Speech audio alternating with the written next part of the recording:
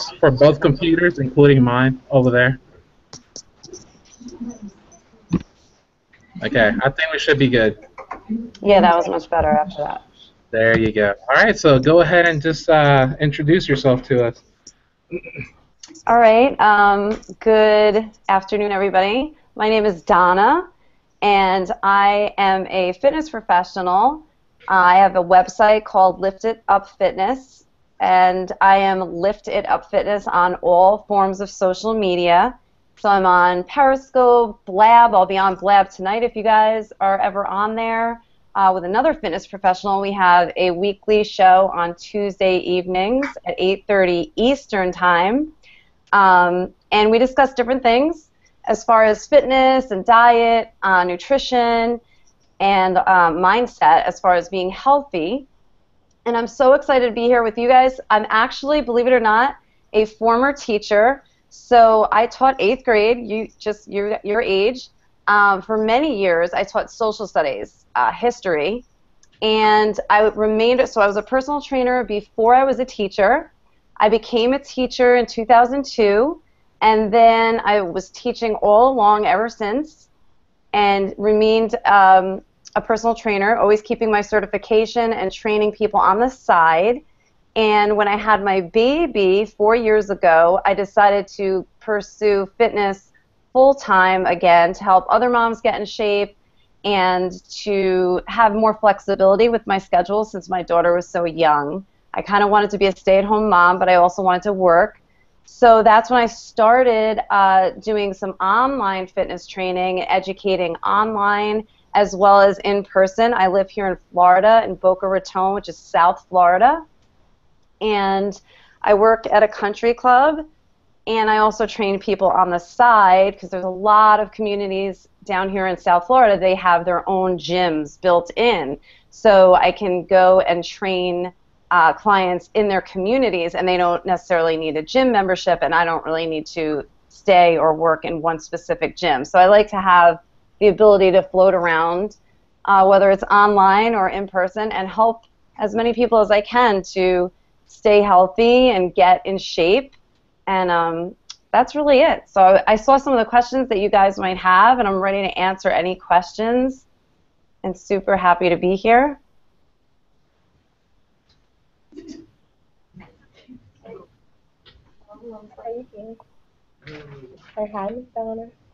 Okay, so Ms. Davis, do you want to go ahead and start asking a couple of questions that your students might have?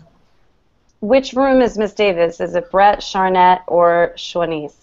Shanice. Okay, so I'll make sure I'm in that room so I could see. I could see you now. All right. So some of the topics that the 8th graders wanted you to discuss were healthy food items that they can eat that are still tasty, dangers of eating fast food, the calories, how many calories should they eat and they should not eat, and how are these significant to the body. They wanted to know the effects of eating properly and just a little bit about exercises besides running. Okay, so I saw a lot of these questions ahead of time, so I'll start with, and you guys have to remind me because I won't remember all of those off the bat, but I'll start off with calories, okay? So people look at calories or track calories usually because they want to lose weight, but calories were really invented as a unit of energy. So when you look at calories, you are looking at how much energy that particular food is going to give you. And when you want to decide how many calories you need specifically to use the energy and not have excess energy or excess calories, which usually end up as stored as body fat, right? You're going to want to look at what's called your BMR, which is your basal or your base metabolic rate. And you do that easily by going online, doing a Google search for BMR calculator, and that will ask you to put in your age, your current weight, and your gender, male or female. After that, it will give you a number, and that number is your basal metabolic rate. That's what you start with, just to get an idea of how many calories you need, then you're going to take that basal metabolic rate and you're going to multiply it by certain numbers depending on your activity level. So if you do not exercise at all, that it would be called sedentary. You're sedentary. And if you're sedentary, that's your lifestyle, you don't do a lot of exercise, you're going to take that basal metabolic rate and you're going to multiply it by 1.2.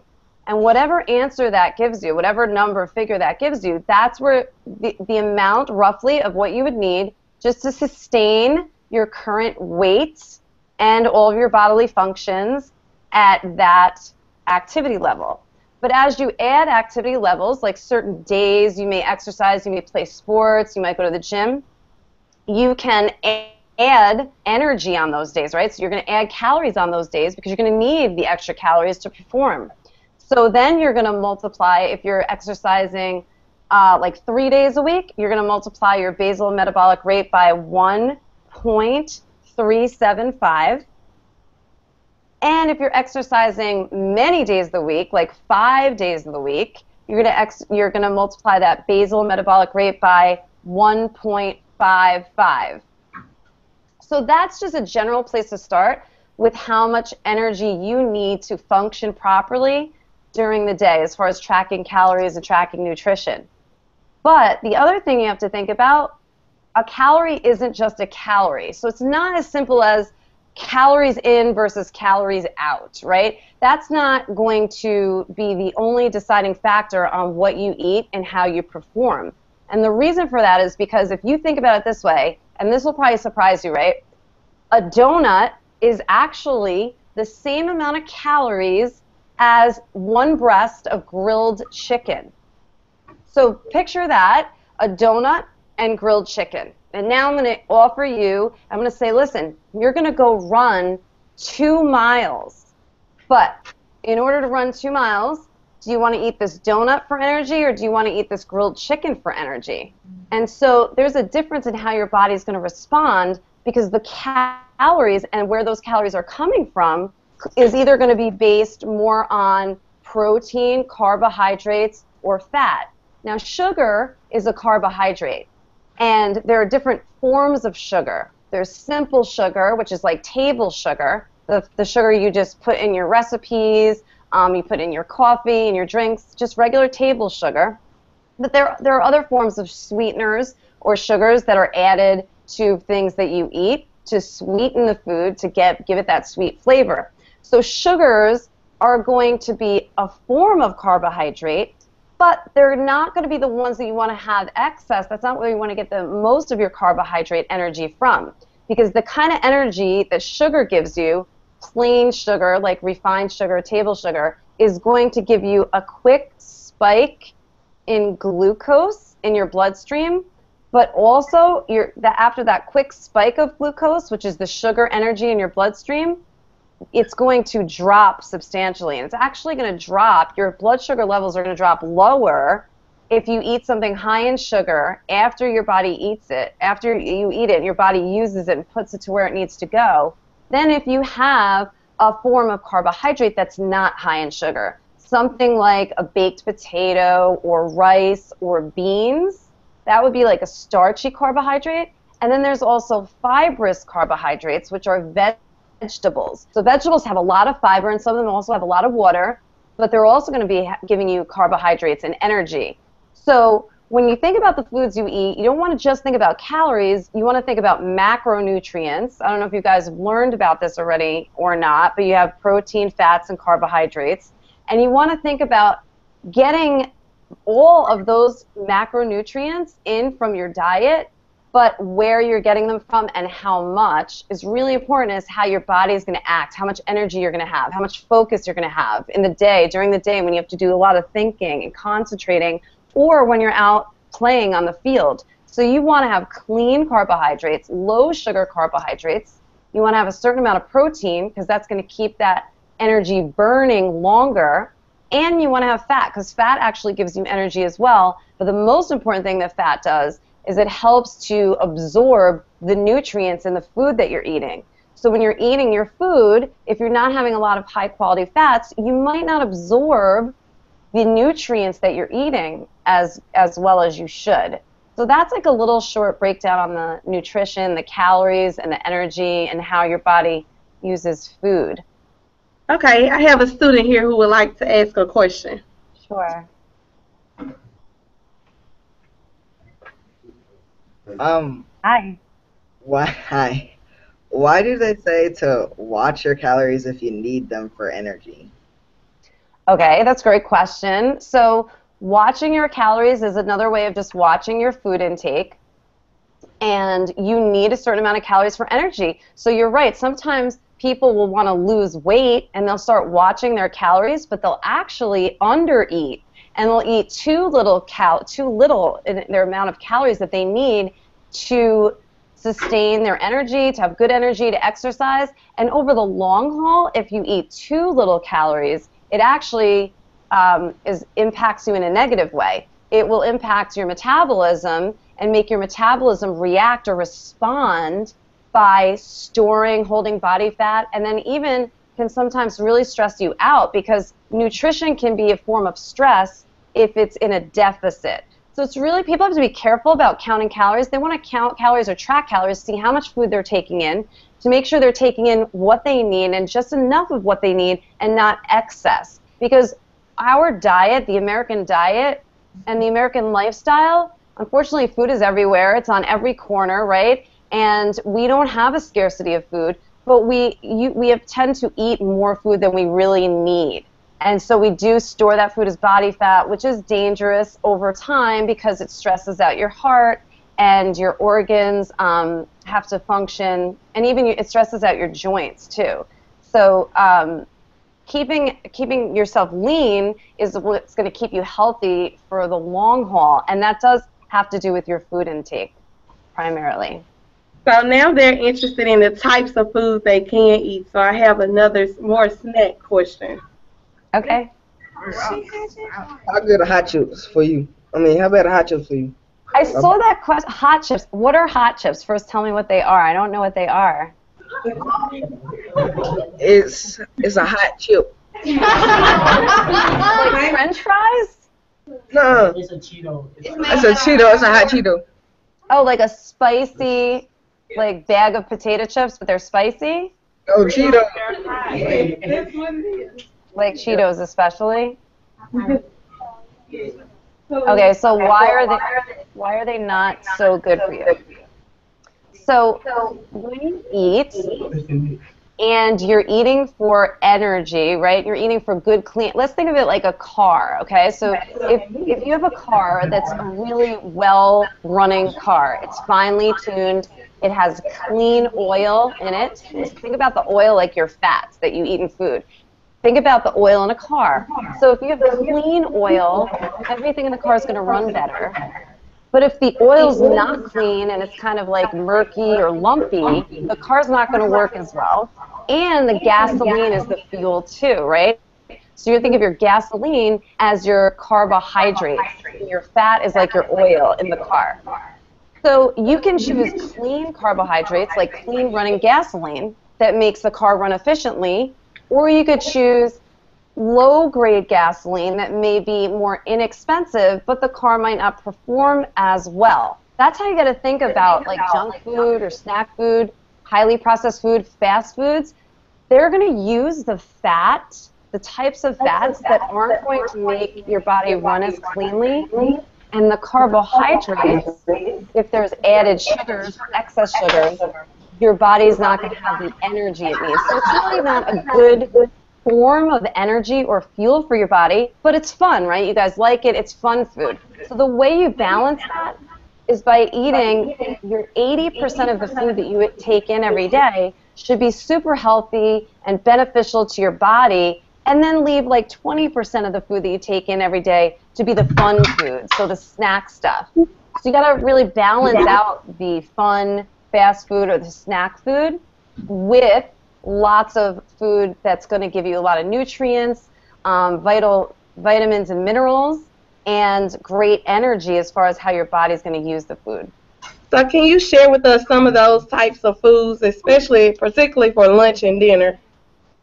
So every time you eat, you want to think of your plate, right? If you think of your plate as, and believe it or not, the website that the government provides is a really good educational website called myplate.gov.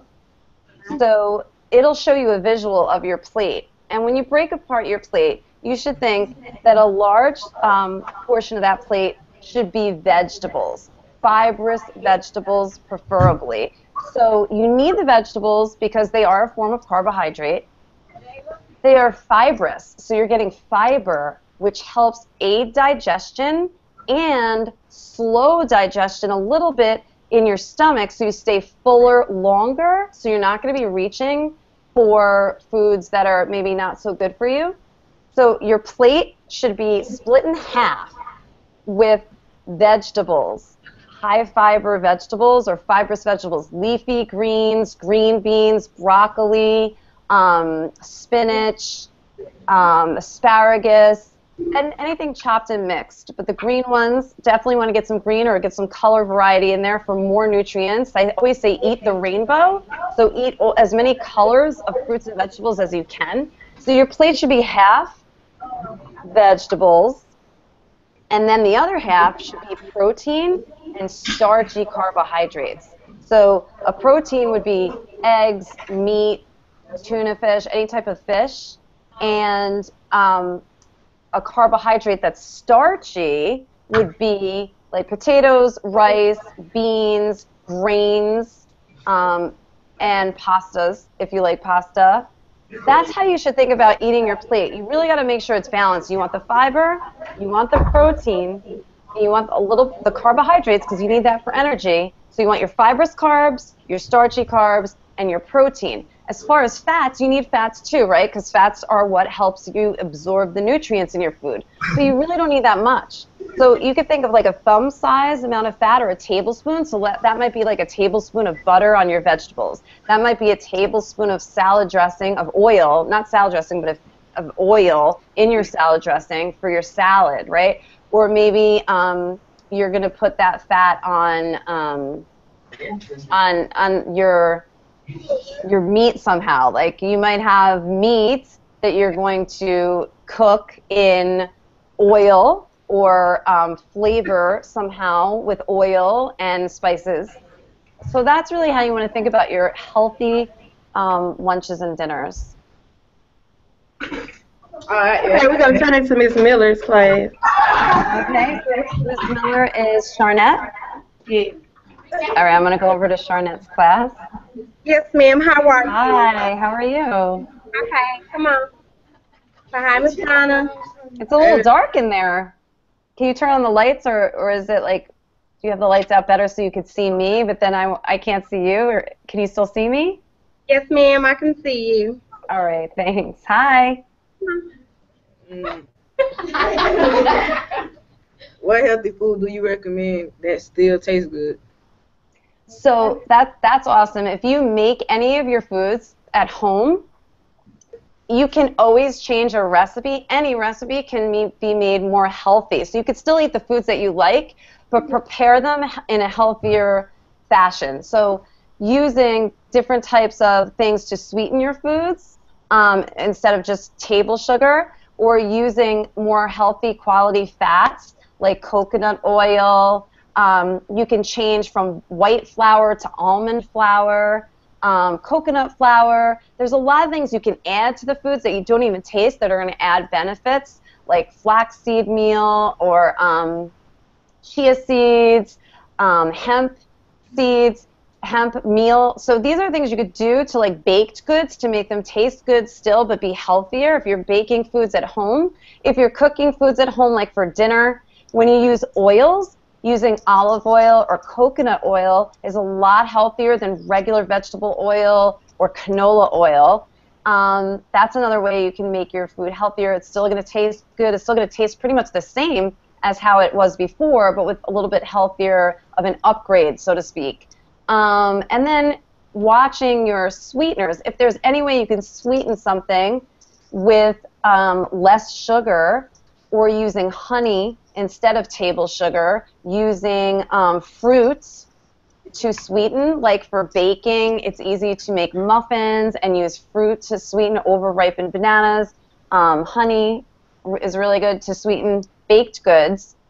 And also there's a natural sweetener called stevia, or some people pronounce it stevia. It's Stevia, and it's actually from a plant, a very, very sweet plant, green leaves, and they grind that up, and so that's another natural sweetener. Some people don't love the taste of it because it doesn't taste exactly like sugar, but it's close and it's healthy because the artificial sweeteners like sucralose are not healthy. So Splenda, Sweet and Low, those sugar packets that are pink and blue, you see them in restaurants, those aren't really healthy. They are low in calories, but they're really made in a lab and they're chemicals, and the body doesn't really know what they are, so they can hurt people's digestion sometimes, cause bloating, because it's like a foreign to the body. So you can still make your foods the same way, but maybe make them with healthier fats, less sugar, or sugar substitutes, or adding things that are natural to sweeten your foods. Okay. I got another question too. Sure. Okay. What would happen if you ate junk food every day? So if you ate junk food every day, you would start to feel very lethargic, very slow moving, like you might climb a flight of stairs and your legs and your muscles might start to feel very heavy and tired and fatigued. You might feel like you can't focus, you can't concentrate as well if you're trying to read a book or study. You might feel sleepy, like you need to take more naps. And your immune system is going to be running low, so you might catch a lot of colds or flus or viruses because your immune system's not healthy enough to fight off the germs. So you're going to be lacking in nutrients if you eat a lot of junk food. You're going to be lacking in vitamins and minerals and nutrients that your body needs, and you're not going to get real high-quality energy. So you're probably going to lose muscle tissue because you're not going to have enough protein usually, and you might lose some muscle mass. And definitely have trouble performing sports or concentrating, stuff like that. Thanks. You're welcome. Hi. Hey. How you doing? Oh, good. Thanks for asking. What's your favorite healthy food? My favorite healthy food is a real big salad with as many vegetables as I have available in that salad, because eating the rainbow, right? So you want to put red peppers in, yellow peppers, green peppers, tomatoes, cucumbers, broccoli. So you got a lot of colors going on in there. So that means you're getting a lot of nutrients, like a wide spectrum of high quality nutrients. The fact that it's raw and uncooked is also important because there's more, my body will digest it better as far as the enzymes in the vegetables. When you chew vegetables, the cellular walls of the vegetables are filled with enzymes, and those enzymes help your body break the food down really well and absorb all the vitamins in the food. So when you cook food, and it's about over 140 degrees Fahrenheit, once the food reaches higher than that level, it can lose some of those vital enzymes. So you're kind of cooking out some of the good stuff. So eating as much raw food as you can is really important as well. So like I love a big healthy salad, and I like to put some grilled chicken or some hard-boiled eggs on that salad to get that protein, because I need the protein to build muscle, to grow hair, to grow nails, protein, right? And then you need the healthy fats, so you have a way of absorbing all the nutrients in the salad. So I'll use olive oil. It's a healthy fat, and it's higher in omega-3s, which I have a presentation you guys can watch if you want to on your own time that explains the difference between the different types of sugars and fats. Really important to know. And so I'll use olive oil and vinegar and spices, garlic, salt, pepper, whatever, and make my own dressing. And I really feel good if I have that almost every day. I'll make sure, because I don't get a lot of vegetables in the raw form unless I have salads. And salads are great because you can get them anywhere. You can get them at a fast food restaurant. You can get salads pretty much anywhere nowadays. All right, can we take it over to Mr. Neely's class? Sure. Okay. Brett, right? Mr. Neely. Hey. Hi. My name is. Oh, Neely's not going? No, I'm right here. Okay, good. Okay. Yes. Am I in the wrong class? Oh, here we go. Hi. Hey. Uh,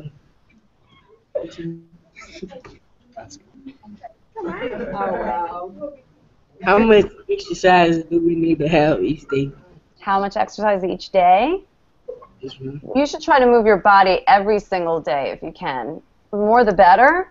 But what type of exercise specifically? If you're talking about how much cardiovascular exercise you need, or how much strength training or building strength and endurance do you need? If you play sports, that's fantastic because usually sports have drills, right? Like training drills in the beginning of practice. And those drills involve running and stretching and training for speed in some sports, so running sprints. Those are fantastic ways of getting your heart and lungs, your whole cardiovascular system conditioned and keeping top rate circulatory flow as far as your blood moving through your vital organs and delivering nutrients where it needs to go. So cardiovascular training, running, sprinting, like training for sports, but also doing some body weight exercises so you have strength and endurance in your muscles specifically, maybe not necessarily cardiovascular as far as your heart and lungs, but when your muscles, you want to it's really good to be able to move your own body weight, right? So if you could do a push-up, that's a way that you can use your upper body strength and your core strength to move your body weight that way. If you could do pull-ups that's another upper body body strength move, and you can work your way up to these. You could do assisted pull-ups at any playground, or you could do assisted push-ups by doing push-ups on your knees and then gradually doing them on your toes, and then just being able to squat your body weight a certain amount of time. So a regular squat, take off my headphones, squatting your body weight, and then you can add intensity to that once you get hot, when you get where you could do like 20, 25 reps going real deep and it doesn't fatigue your muscles anymore. You could do jumping squats, which it's gonna add a challenge that way. It's actually gonna bring cardiovascular training into it. You could do lunges where you're doing basically a squat on one leg, and you can always make those harder by elevating your rear leg behind you on something like a chair or a bench so that you're really putting that body weight on just one leg. Or you can even step up and down onto a chair. I can't really do it here because I don't want to break my chair. It's not the right chair for that, but those are great ways to start with just your body weight to strengthen your lower body and your upper body, and then of course cardiovascular system with running or biking, jogging, that sort of thing. She done. We have one more question, Donna, and then the bell's going to ring for the students. All right, well, what I did, though, is I answered all the questions that you sent to me, so I could send you that document, and if you want to be able to, you can hand it out. And also in the document, I put 2 video links. One of them specifically on how to track your nutrition using calories, macronutrients, or just like the plate serving sizes, like I had said. And then the other one is basic nutrition wellness, where we talk about the different macros, the different types of fats, different types of sugars, and also processed foods and genetically modified foods too. So that's a good presentation to watch if you want to, if you guys have time, but I'll send you those links. All right, sounds good. Thank you so much for doing this for us. Oh, I love it. It's my pleasure. It's like All being right. in the classroom again. All right, well, I guess we'll see you later. Everyone else can wave at you if they can. Bye, everyone. Bye. Thank you so much. I hope you learned new stuff today. All right, bye. Bye.